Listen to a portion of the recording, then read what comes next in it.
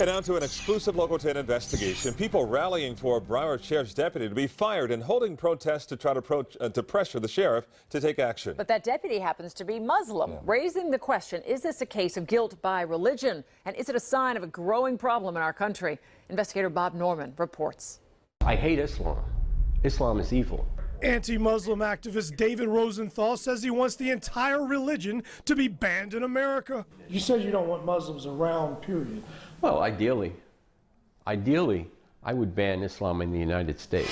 And now he's on a jihad to oust one particular Muslim, Broward Sheriff's Deputy Nizar Hamzy, saying the fact he won't renounce Islamic laws in the Quran, Sharia, makes him unfit to serve. I am against Sharia-compliant Muslims occupying any position in law enforcement, government, or the schools. It might sound like religious bigotry. What the hell is going on with Scott Israel that he hires a terrorist? But Rosenthal's not alone, as this recent protest he organized outside BSO shows. Here is Hamas! Tea Party Fort Lauderdale founder Danita Kilcullen and congressional candidate Joe Kaufman are at his side. 8:50 a.m. host Joyce Kaufman has criticized the Hamzy hiring on a radio show.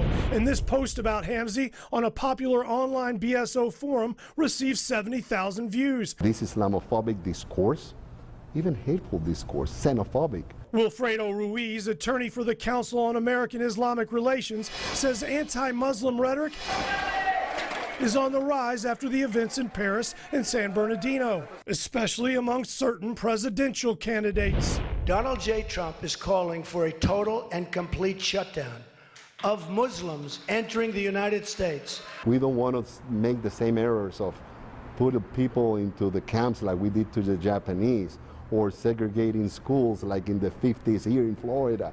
We are far past that. Ruiz works closely with Hamzy at CARE, where Hamzy has long served as a director. The American Muslim community is 100% loyal and dedicated to this country. Usually an outspoken voice, Deputy Hamzy was not given authorization to speak about his employment for this story. He's a deputy, an honorably serving deputy.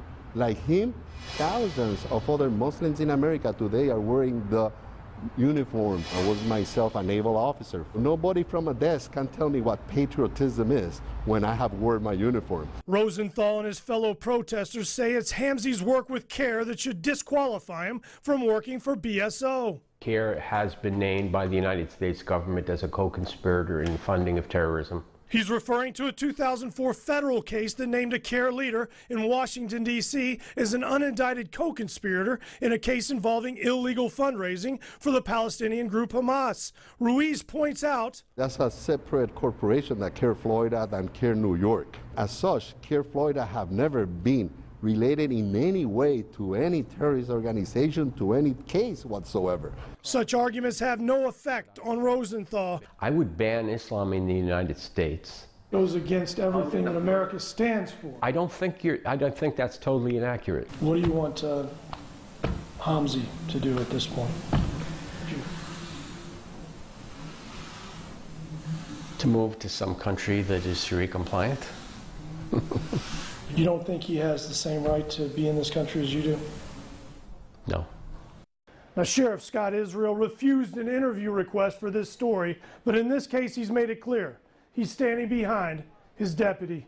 In the video, poured on Bob Norman, Local 10 News. And Hamzy encourages local Muslims to report any extremist activity to law enforcement. Attorney Ruiz tells Bob he is currently cooperating with the FBI in a local ISIS recruiting case.